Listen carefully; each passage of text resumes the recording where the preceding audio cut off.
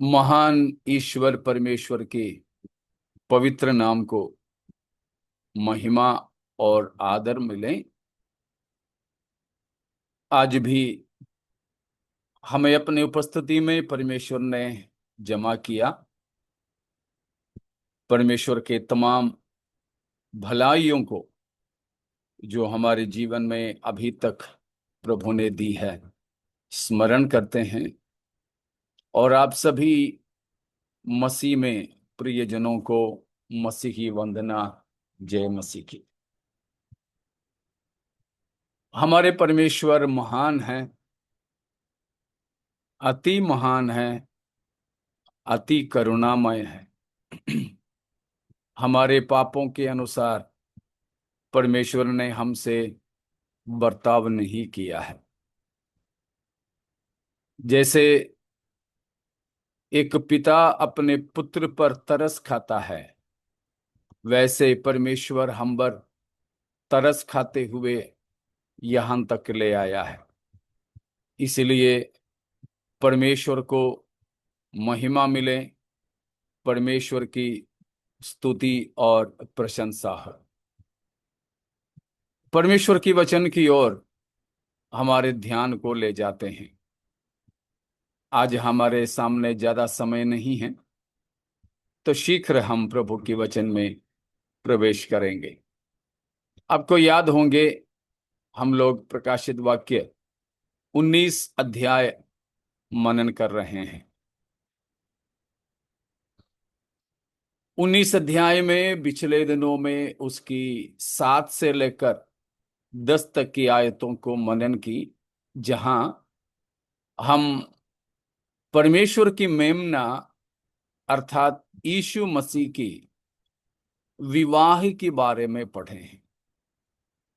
दूल्हा परमेश्वर की मेमना यीशु मसीह है, और दुल्हन यानी वहां पर पत्नी शब्द दिया है, कलीसिया है। और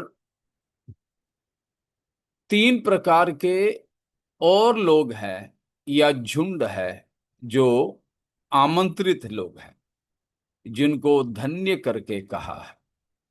वो हमने देखा पुराने नियम के भक्त लोग हैं, और यीशु मसीह के आगमन के समय में कलीसिया के साथ धरती पर आने के समय में जीवित रहने वाले यहूदी लोग हैं। और तीसरा है महाक्लेश के समय के पवित्र लोग, ट्रिबुलेशन सेंट्स करके हमने देखा। तो वे तीनों दुल्हन की पद पर नहीं होंगे, परंतु आमंत्रित लोग होंगे। क्योंकि यूहन्ना ने भी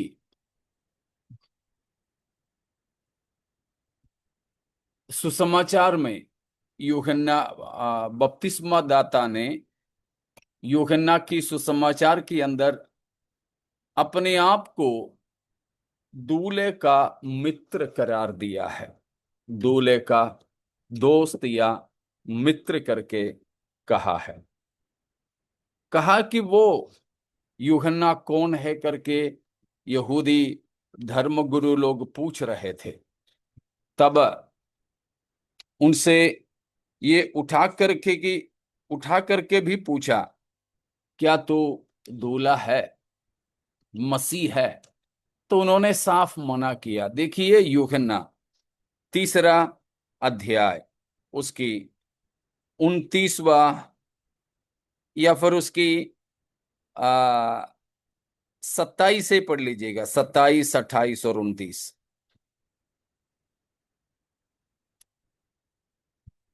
यूहन्ना 3 अध्याय की 27 से 30 तक पढ़ लीजिए।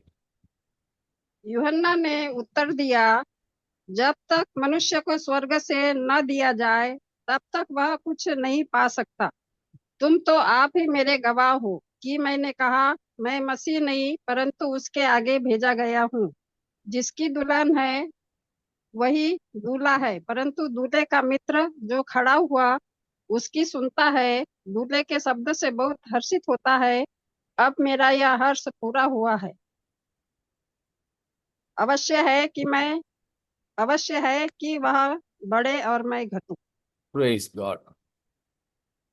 देखा, यहां यूहन्ना से पूछा गया। यहूदी लोग पूछते थे, धर्मगुरु में पूछते थे, कौन है तुम? मसीह तो नहीं। साफ इंकार किया, बोला कि मैं मसीह नहीं हूं, मैं दूल्हा नहीं हूं। दूल्हा वो है जिसकी दुल्हन है। यूहन्ना ने बोला, मुझे कोई दुल्हन नहीं है, मैं नहीं हूं दूल्हा, और मैं दूल्हे का मित्र हूं। दूल्हे का मित्र, बस दूल्हा दुल्हन के साथ मिलते देखे तो दूल्हे का मित्र खुश हो जाता है। उसका लक्ष्य वहीं तक है। हमारे शादियों में भी आपने ध्यान दिए होंगे, शादी तो हो जाता है, उसके बाद शादी का रिसेप्शन चलता है। रिसेप्शन में अक्सर ये देखा जाता है कि शादी के समय में जो पोशाक पहने रहते हैं दूल्हा दुल्हन, वे जाकर के वो कपड़ा बदलते हैं। बदलकर फिर साधारण महंगा कपड़ा पहन करके वे आते हैं। तब तक आधा पौन घंटे तो लग ही जाते हैं। लेकिन शादी में आए हुए लोग उस समय तक क्या करें? तो पंडाल में या हॉल में बिठा करके उस समय कोई नाश्ता देते हैं, स्टार्टर के तौर पर नाश्ता ला करके देते हैं। लोग आपस में मिलते रहते हैं, और उस समय में मंच पर कोई व्यक्ति, अंग्रेजी में एंकर बोलते हैं, एंकर करके, वो ज्यादातर दूल्हे का मित्र रहता है। शायद उनका रिश्तेदार भी हो सकता है, लेकिन उससे काफी करीब रहता है। दूल्हा दुल्हन कपड़ा बदलकर बड़े अच्छे रंगीन पोशाक में आने की समय तक वो जो मित्र है वो मंच पर कुछ न कुछ बोलता रहता है, दूल्हा के बारे में, दुल्हन के बारे में, वगैरह वगैरह। तो सबका ध्यान उस बोलने वाला व्यक्ति के ऊपर रहता है। वो कौन है, क्या बोलता है, वो अपने होशियारी के हिसाब से वो पूरे मंच को अपने हाथ में लेकर के रखता है। लेकिन उसका नजर अक्सर पीछे की तरफ होता है, लोगों की पीछे की तरफ, जहां से दूल्हा दुल्हन आते हैं। जब मंच पर खड़ा रहने वाला मित्र पीछे से दूल्हा दुल्हन को कपड़ा बदलकर रंगीन अच्छे कपड़े में आते देखें, तो ये बोलने लगता है कि दूल्हा अपने दुल्हन के साथ आ रहा है, हम सब खड़े हो जाएं, उनको स्वीकार करें। कुछ लोग हैं उनके ऊपर फूल फेंकते हैं, कोई कुछ, आजकल तो फटाके फोड़ते हैं, ये सारी चीजें रहते हैं। दूल्हा मंच पर आने के बाद कोई भी तब तक बोलता रहा, उस लड़के पर ध्यान नहीं देगा। यूहन्ना बपतिस्मा दाता यही बता रहा है कि मैं दूल्हा नहीं हूं, परंतु दूल्हे का परिचय कराने वाला हूं। यूहन्ना ने दूल्हा यानी यीशु मसीह का परिचय कराया। तो इस्राएल, चाहे पुराने नियम के हो या प्रभु यीशु मसीह के आगमन के समय में जीवित रहने वाले हो, मसीह के दुल्हन की पद पर नहीं, परंतु दूल्हे का मित्र के पद पर है, जो आमंत्रित किए जाएंगे। लेकिन हम जो कलीसिया है, प्रभु यीशु मसीह के दुल्हन बनकर मसीह के साथ रहेंगे। तो इन बातों को हम मनन कर रहे थे, तो उसमें 10वीं आयत में एक प्रश्न आया था, सुरजीत ब्रदर ने पूछा था, शायद आज पूछने वाला हमारे साथ में नहीं है लगता है।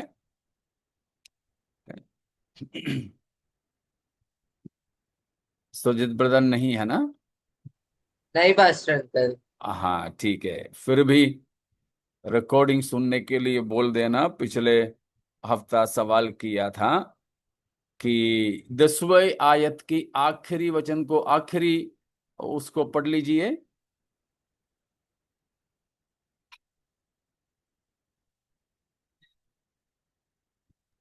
प्रकाशित वाक्य 19 का 10, उसकी आखिरी भाग। उसने मुझसे कहा, ऐसा मत कर। मैं तेरा और तेरे भाइयों का संगी दास हूँ, जो यीशु की गवाही देने पर स्थिर है। परमेश्वर को दंडवत कर, या उसके बाद जो बोला है। क्योंकि यीशु की गवाही भविष्यवाणी की आत्मा है। जी, वो क्या है उन्होंने पूछा था। आज जवाब दूंगा बोला था, क्योंकि पिछले हफ्ता समय हो चुका था। यीशु की गवाही भविष्यवाणी की आत्मा है। उसका सरल सरल मतलब यह है कि बाइबल के सारे भविष्यवाणियां प्रभु यीशु मसीह की गवाही देते हैं। बाइबल के सारे भविष्यवाणियां यीशु की गवाही देते हैं। आपको याद होंगे, बाइबल का सबसे पहला भविष्यवाणी कौन सा है? यीशु मसीह के बारे में। यीशु मसीह के बारे में। और स्पष्टता से बोलो।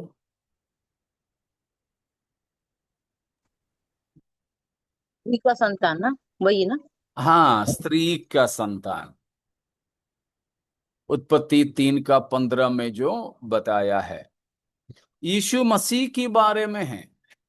मसीह का जन्म स्त्री के संतान होकर, और मसीह की क्रूस पर की सेवकाई शैतान के सिर को कुचलने के बारे में। तो प्रभु यीशु मसीह के बारे में है बाइबल के सबसे ज्यादा और सबसे अहम और सबसे खास भविष्यवाणियां। बाइबल के मुख्य दो भविष्यवाणियां हैं, एक मसीह के बारे में और दूसरा इस्राएल के बारे में। मसीह के बारे में और इस्राएल के बारे में, ये दोनों हैं बाइबल के सबसे खास, सबसे मुख्य भविष्यवाणी। अगर बाकी कुछ भविष्यवाणियां हैं भी, वो भी सब इन दोनों बातों से लगे हुए हैं। इसलिए बाइबल का सबसे खास भविष्यवाणी, सबसे पहला, सबसे ज्यादा और सबसे खास, वो प्रभु यीशु मसीह के बारे में। वो है, हम प्रकाशित वाक्य 19 की 10 की आखिरी में पढ़े कि मसीह की गवाही भविष्यवाणी की आत्मा है। अर्थात बाइबल के जो भी भविष्यवाणियां हैं, वो मसीह यीशु के बारे में गवाही देते हैं। वो गवाही देने वाले हैं भविष्यद्वक्ताएं। जो भी भविष्यद्वक्ताएं हैं, वे सब मसीह की गवाही देने वाले हैं। प्रचारक होकर के मैं भी प्रभु यीशु मसीह के बारे में भविष्यवाणी करता हूं कि प्रभु यीशु मसीह आने वाला है। प्रभु यीशु मसीह महिमा के साथ आने वाला है। प्रभु यीशु मसीह हमको अपने साथ ले जाने वाला है। हम सब मसीह यीशु के साथ बिठाए जाएंगे। हम बस मसीही की चेहरे को ताकते रहेंगे। यह सब मैं भी एक पास्टर प्रचारक होकर दुनिया के सामने भविष्यवाणी कर रहा हूं। ये मेरा अपना भविष्यवाणी नहीं, परंतु बाइबल में हमें दे चुके हैं। पवित्र आत्मा ने हमें बताया हुआ बातें मैं और आप लोगों के सामने पेश करते हैं। तो बाइबल की जो भी भविष्यवाणी ले लें, वो सब कुछ प्रभु यीशु मसीह की गवाही देते हैं। वो है पिछले हफ्ता सुरजीत भाई ने पूछा प्रश्न का उत्तर। अभी 10 तक की आयतों में आप किसी को कोई भी शक है तो पूछ लीजिए, नहीं तो हम 11 से लेकर के आयतों में प्रवेश करेंगे।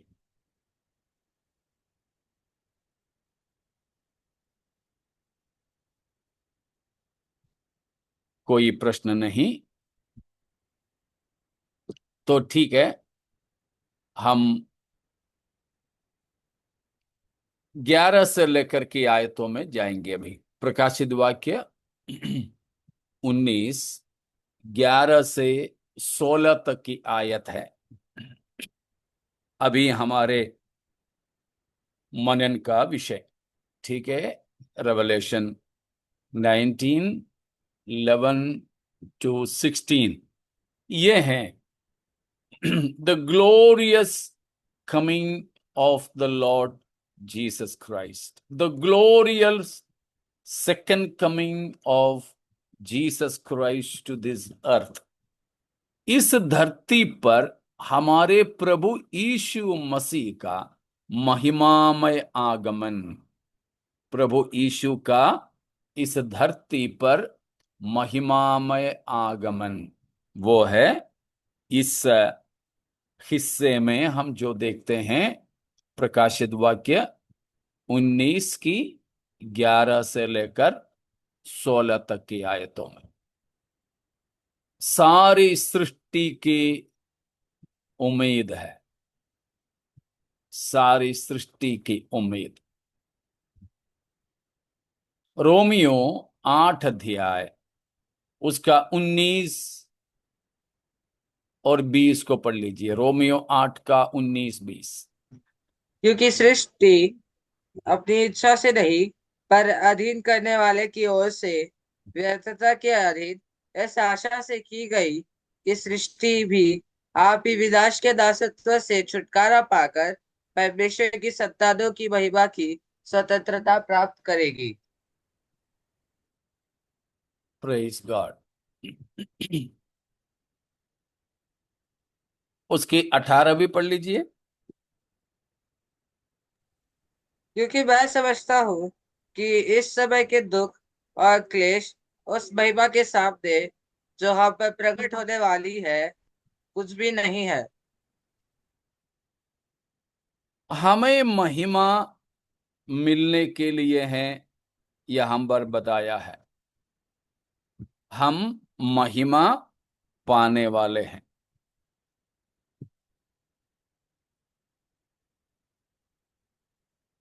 और उसकी 19वां पद में हम पढ़े सृष्टि बड़ी आशा भरी दृष्टि से परमेश्वर के संतानों के प्रकट होने की बाट जो रहे हैं।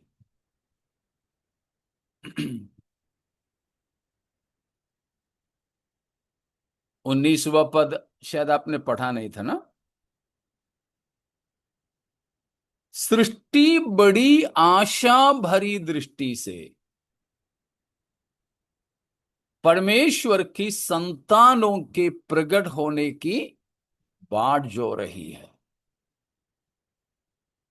किसकी प्रकट होने की? परमेश्वर के पुत्रों के प्रकट होने की। हाँ, परमेश्वर की पुत्रों की।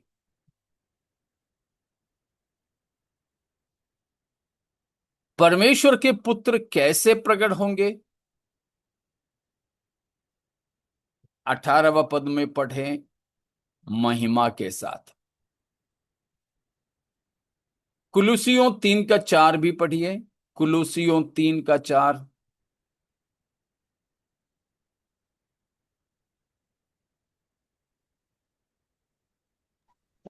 जब मसीह जो हमारा जीवन है प्रकट होगा, तब तुम भी उसके साथ महिमा सहित प्रकट किए जाओगे।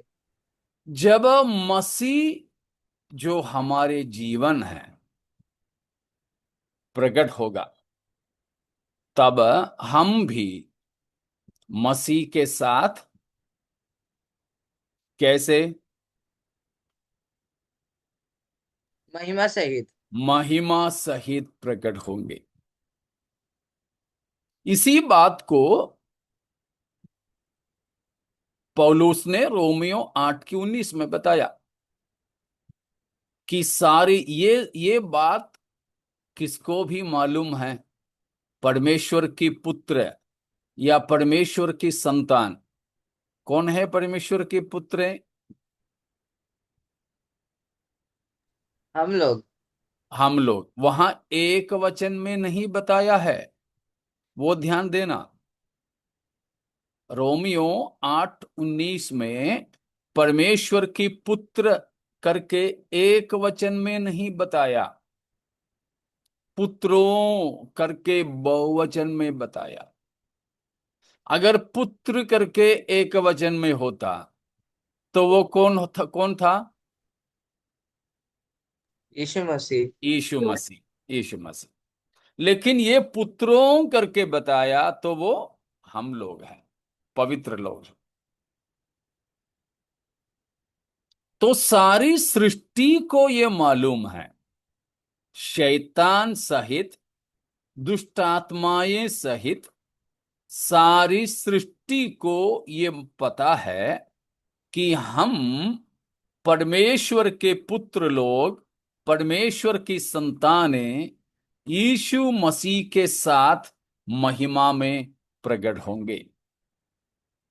अभी हम लोग बदसूरत है, हम सावले हैं, कुछ लोगों को काला रंग नहीं पसंद है, लेकिन क्या करें, खुद तो काला है, बदल नहीं सकते। फिर कुछ लोग प्लास्टिक सर्जरी वगैरह कराते हैं।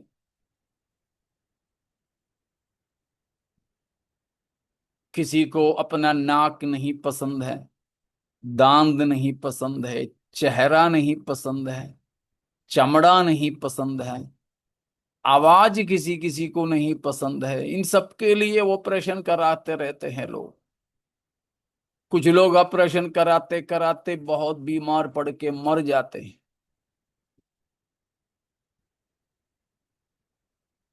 एक व्यक्ति के बारे में मैंने सुना, सुना नहीं, उन्होंने खुद गवाही दिया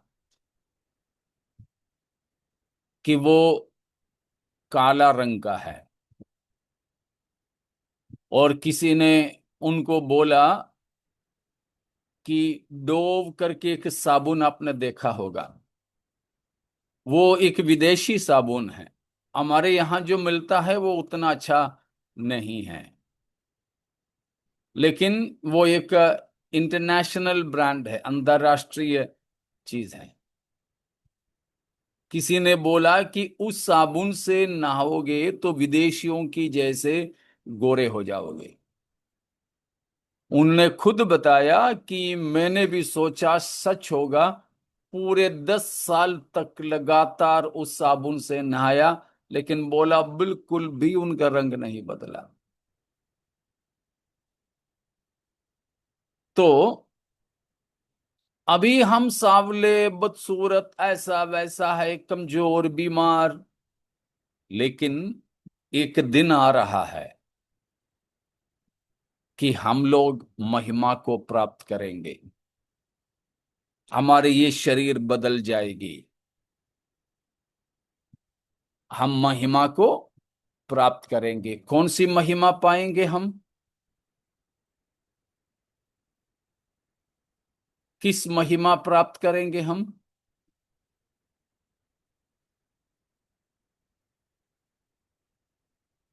यीशु मसीह की महिमा। यीशु मसीह जिस महिमामय शरीर में है, उसी महिमा को हम भी प्राप्त करेंगे। काफी लोग गलती से सोचते हैं कि आदम पाप करने से पहले वाला महिमा नहीं, यीशु मसीह की महिमा। हमारे शरीर को प्रभु बदल देंगे तो हम महिमा पाएंगे। हमने कुलूसियों में देखे हैं 3:4 में कि जब हमारे मसीह जो हमारे जीवन है प्रकट होगा, तो हम भी उसके साथ महिमा में प्रकट होंगे। और दूसरा, हमने रोमियो 8:19 में पढ़े कि सारी सृष्टि आशा भरी दृष्टि से इंतजार कर रहे हैं कि परमेश्वर की पुत्रों के या परमेश्वर की संतानों की महिमा में प्रकट होने की। अब बात यह है कि हम कब महिमा पाएंगे।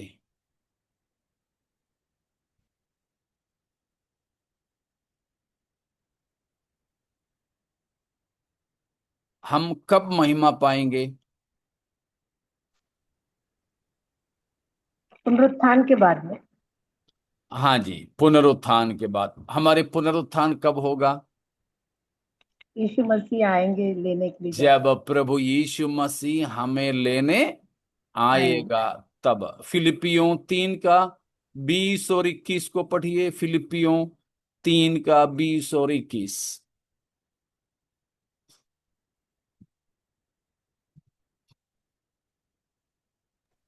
पर हमारा स्वदेश स्वर्ग पर है, और हम एक उद्धारकर्ता प्रभु यीशु मसीह के वहां से आने की बाट जो रहे हैं।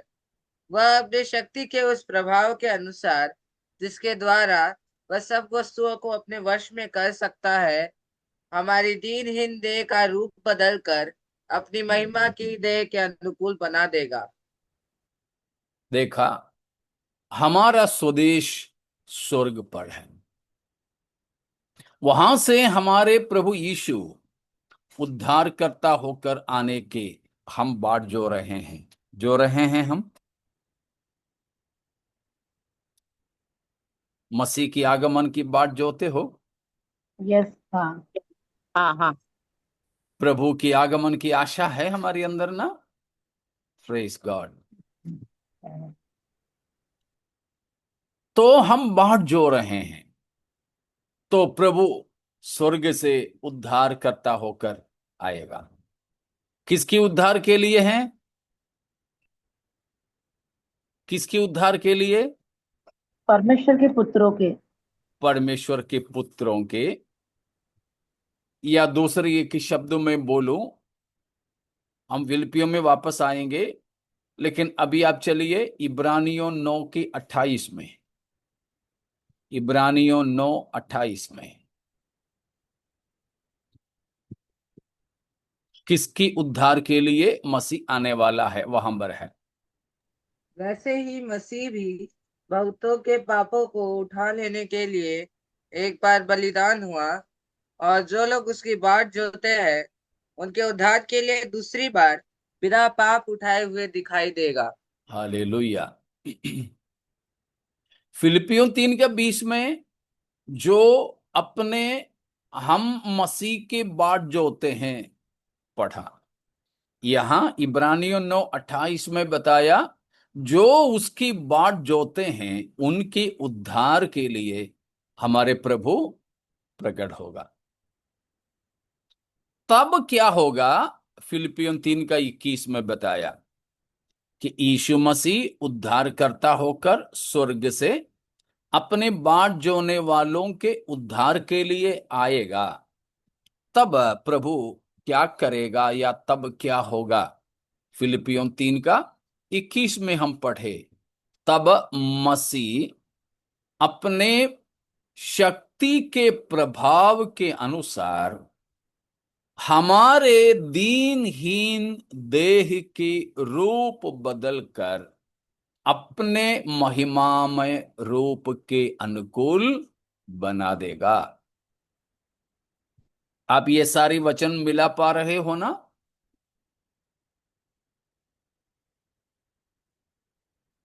कोई शक है तो पूछ लीजिए, समझ में नहीं आया है तो पूछ लीजिए।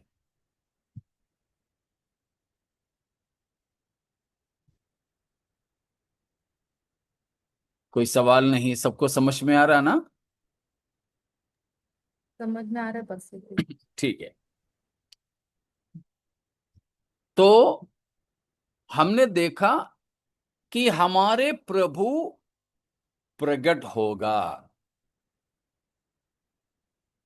महिमा में प्रकट होगा, स्वर्ग से आएगा। तब हम भी यीशु मसीह के साथ में होंगे। हम भी महिमा सहित यीशु मसीह के संग में प्रकट होंगे। हमारे ऐसी महिमा के साथ प्रकट होने की इंतजार में है सारी सृष्टि।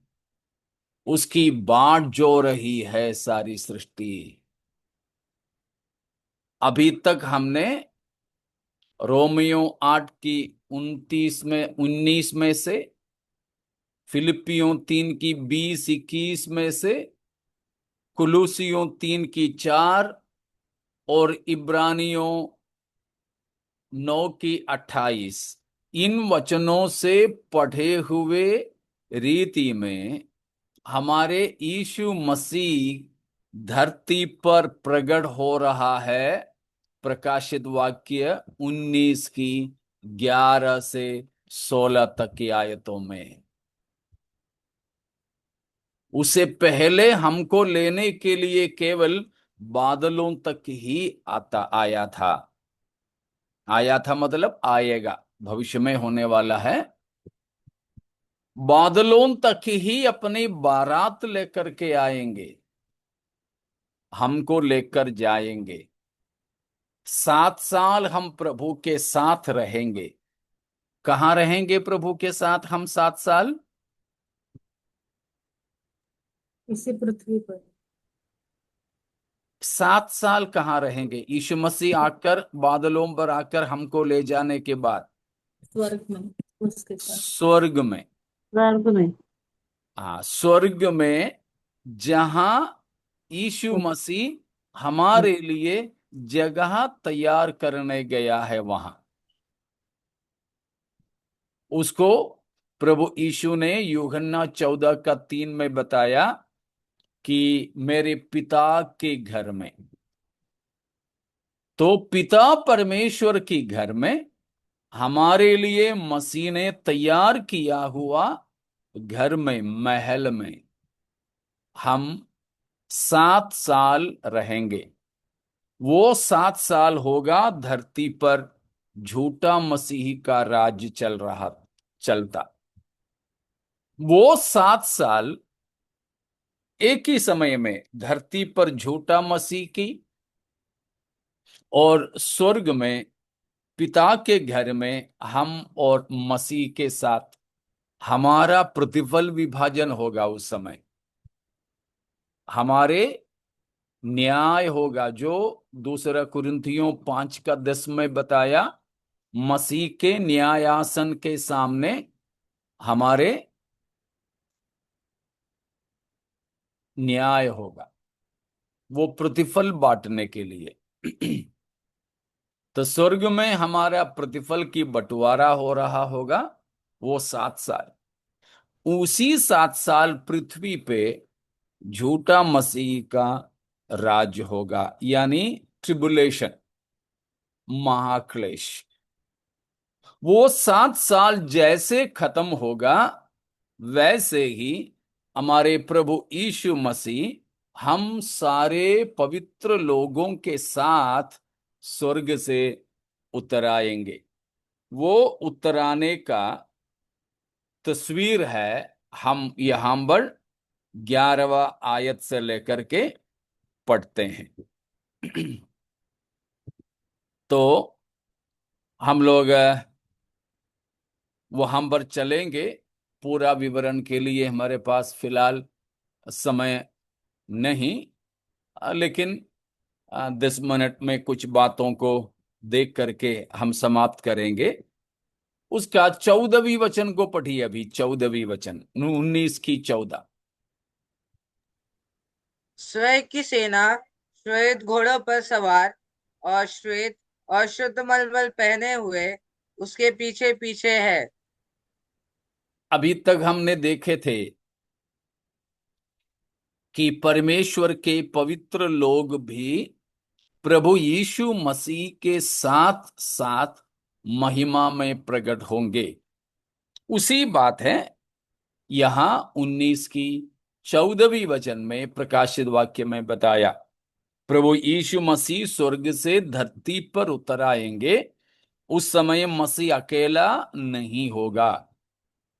फिर स्वर्ग की सारी सेनाएं उत्तम मलमल में, सफेद तथा स्वच्छ वस्त्र में, सफेद घोड़े पर उसके पीछे पीछे चल रही थी। हमने देख लिया ना 19 अध्याय की 7 और 8 पदों में कि मसीह की मेमने की दुल्हन को कुछ वस्त्र पहनने को मिला है। कौन सा वस्त्र है?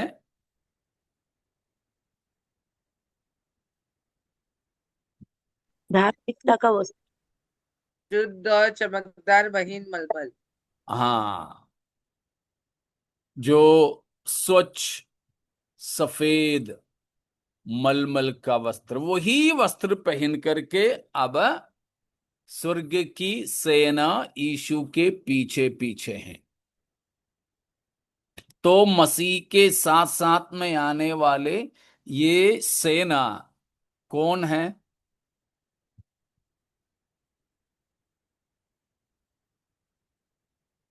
मसीह के साथ साथ में आने वाली ये सेना जो 14वीं आयत में बताया, वो कौन है? कलीसिया हम है। पवित्र, हम पवित्र लोग। हाँ, कलीसिया, हम पवित्र लोग हैं। यहूदा 14-15 वचन भी पढ़ लीजिएगा। यहूदा की पत्री, प्रकाशित वाक्य की जस्ट पीछे वाला 14 और 15 भी। हनोक ने भी, जो आदम से 7वीं पीढ़ी में था, इनके विषय में यह भविष्यवाणी की, देखो, प्रभु अपने लाखों पवित्रों के साथ आया कि सबका न्याय करे और सब भक्तिहीनों को उनके अभक्ति के सब कामों के विषय में जो उन्होंने भक्तिहीन होकर किए हैं, और उन सब कठोर बातों के विषय में जो भक्तिहीन पापियों ने उनके विरोध में कही है, दोषी ठहराए। 15 का शुरुआत एक और बार पढ़िए। कि सबका न्याय करे। 15 का शुरुआत वही है क्या? तो 14 हाँ, का आखिरी, तो 14 का आखिरी पढ़ो। देखो, देखो देखो, प्रभु अपने लाखों पवित्रों के साथ आया। बस देखो, प्रभु अपने लाखों पवित्रों के साथ आया। वही बात यहां 19 की 14 में बताया है। प्रभु यीशु मसीह स्वर्ग से जब आ रहा है, अकेला नहीं, स्वर्ग की सारी सेना भी श्वेत वस्त्र पहने हुए, सफेद तथा स्वच्छ मलमल के वस्त्रों को पहने हुए यीशु के साथ में है। वो हमारे लिए बताया। अदम से 7वीं पीढ़ी वाला हनूक, हनूक है हमारे बाइबल के अनुसार सबसे पहला भविष्यद्वक्ता। सबसे पहला भविष्यवाणी का जिक्र हनूक के बारे में लिखा है यहां यहूदा में। तो हनूक ने भविष्यवाणी किया कि प्रभु लाखों पवित्रों के साथ आए हैं। ये आगमन है। इसीलिए हमने अभी प्रकाशित वाक्य 19 की 10 की आखिरी में पढ़े थे कि मसीह की गवाही भविष्यवाणी की आत्मा है। वहां से लेकर मसीह के बारे में भविष्यवाणियां हुई है, वो भविष्यवाणी अभी पूरा होने जा रहा है। तो प्रभु महिमा के साथ, प्रभु के लाखों पवित्र लोग भी महिमा के साथ प्रभु यीशु के संग संग इसी धरती पर उतर आ रहे हैं। ये जो 14वीं आयत में बताया हुआ पवित्र लोग स्वर्ग की सेना में 3 प्रकार के लोग होंगे। पहला तो सारे के सारे पवित्र स्वर्गदूत होंगे। दूसरा पुराने नियम के तमाम पवित्र लोग होंगे। तीसरा हम नया नियम के कलीसिया होगी। तो इस तरह 3 प्रकार के झुंड कम से कम होंगे स्वर्ग की सेना में। पहला स्वर्ग की तमाम पवित्र स्वर्गदूत। दूसरा हाबेल से लेकर सब के सब पुराने नियम के पवित्र लोग। तीसरा स्तिफनुस से लेकर नया नियम में हमारी जानकारी में सबसे पहला मरा हुआ व्यक्ति है स्तिफनुस। तो स्तिफनुस से लेकर सब के सब नया नियम के पवित्र लोग होंगे। ऐसे 3 झुंड कम से कम होंगे यीशु मसीह के साथ। उसमें एक स्वर्गदूत है और 2 झुंड मनुष्यों के हैं, पुराने नियम के नया नियम के पवित्र लोग। हम सब मसीह के साथ में आएंगे। कितना सौभाग्य की बात है। इन बातों को हमें मनन करना है। सोते समय, जागते समय, नहाते धोते समय हमें इन बातों को याद करना है। तब हमारे मन के अंदर कोई दुख और निराशा की बात नहीं आएगी। लेकिन हम लोग अक्सर प्रार्थना में भी बैठते हैं तो किसी ने गाली दिया तो उसके बारे में सोचते हैं। कोई बीमारी है, शायद मच्छर ने काटा होगा, थोड़ा सा फुंसी जैसा हुआ तो उसके बारे में सोचेंगे ये तो कोई असाध्य बीमारी तो नहीं। चिंता, उन सारे चिंताओं को छोड़ो, हमारे मन हमारे प्रभु यीशु मसीह पर लगा ले, क्योंकि हमारे प्रभु महिमा के साथ आने वाला है। हम भी उस समय प्रभु के साथ महिमा में प्रकट होंगे। शैतान सहित तमाम दुश्मनों के न्याय हम भी मसीह के साथ मिलकर के करेंगे। उन्हीं बातों को हम याद करें, बाट जोते रहें। हमारे प्रभु आने वाला है। मसीह की इस महिमामय आगमन से कम 7 साल पहले हमको लेने के लिए मसीह बादलों पर अपनी बारात लेकर आएंगे। मसीह के साथ जाने के लिए हम तैयार हो जाएं।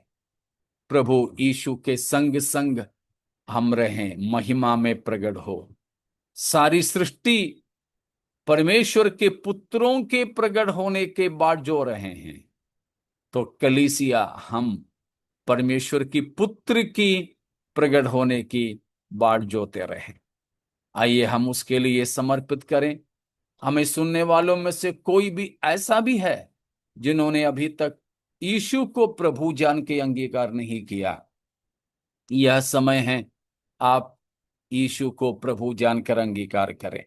यीशु की प्रभुता के अधीन हो जाएं। मसीह के लिए अपने आप को समर्पित करें। हमारे प्रभु आता है आगमन के लिए तैयार हो। इन वचनों के द्वारा परमेश्वर हम सबों को आशीषित करें। हम